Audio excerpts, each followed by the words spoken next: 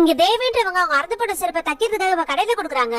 இந்த செருப்பை எத்தனை வாட்டிமா தைக்கிறது, இன்னொரு வாட்டி தச்சா 10 நாள்ல திரும்ப பிஞ்சிரும். இந்த புது செருப்பே 100 ரூபாய் தான், இதையே வாங்கிக்கோங்கன்னு சொல்றாரு. இப்ப உங்களோட ஹஸ்பண்டோ கிழிஞ்ச செருப்பே 2 வருஷமா தச்சு போட்டுட்டு இருக்கா, புது செருப்பு வாங்கிக்கோமான்னு சொல்றாரு. அவங்களும் பேரம் பேசி ஒரு வழியா அந்த செருப்பை 80 ரூபாய்க்கு வாங்கிட்டாங்க.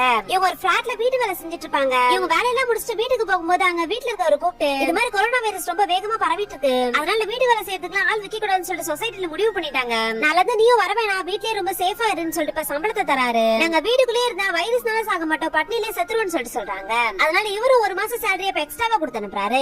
வீட்டுக்கு சாமான் வாங்கலாம்னு சொல்லிட்டு கடைக்கு போனா 2 மாசமா வீட்டுக்கு வாடகை தரலன்னு சொல்லிட்டு ஓனர் இப்ப காசு பிடிக்கிட்டு போயிட்டாரு. இப்ப கையில சுத்தமா காசு இல்லையே, என்ன பண்றதுன்னு தெரியாம இப்ப வீட்டுல இந்த டிவி வித்துட்டு இப்ப 800 ரூபாய் வாங்கிட்டு போறாரு. இப்ப அங்க இருக்கவங்க போலீஸ்குள்ள படாம எப்படா தப்பிச்சு கிராமத்துக்கு போயிடலாம்னு சொல்லிட்டு இப்ப எல்லாரும் நடந்து போக ஆரம்பிக்கிறாங்க. இப்ப ரொம்ப தூரம் நடந்து போனதால இப்ப குழந்தைக்கு கால்ல வலிக்க ஆரம்பிச்சிருக்கு. போட்டு வச்சிருக்க ஒரு தள்ளு வண்டிய பூட்டெல்லாம் உடைச்சு இப்ப குழந்தைய அது மேல உட்கார வச்சு இப்ப கூட்டு போறாரு. ஒரு லிமிட்டுக்கு மேல இவங்களால பசி தாங்க முடியல, அப்படியே ஒரு இடத்துல உட்காந்துட்டாங்க.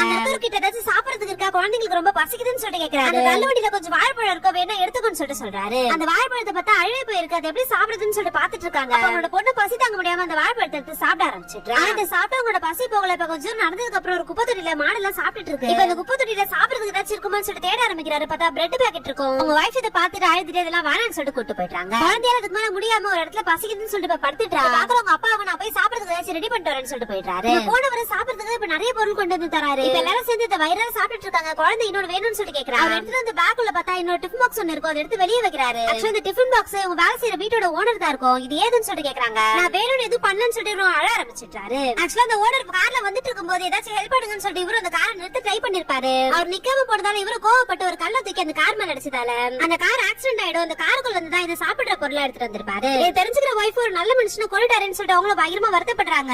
ஹஸ்பண்ட் மேல கோவத்துல பேசாமலே இருக்காங்க. இப்ப ரோட்ல ஒரு டெம்போ ஒன்று வருது, அதுல ஏத்துறோம்னா 2000 ரூபாய் வேணும்னு சொல்லி கேக்குறாங்க. இப்ப அந்த ஓனருடைய பர்ஸ் எடுத்துட்டு வந்திருப்பாரு. அந்த பர்ஸ் வந்து காசை கொடுத்துட்டு எப்படியோ ஒரு வழியா ஊருக்கு போறதுக்காக அந்த வண்டியிலேயே ஏறிட்டாங்க. அப்பதான் நியூஸ்ல இது மாதிரி ஒரு இடத்துல ஆக்சிடென்ட் ஆயிடுச்சு, அவர் காப்பாத்தி ஹாஸ்பிடல் கூட்டு போயிட்டாங்கன்றத சொல்றாங்க. ஹஸ்பண்ட் பயங்கரமா பயந்து படுறதால இப்ப வைஃபோ சமாதானப்படுத்துறாங்க.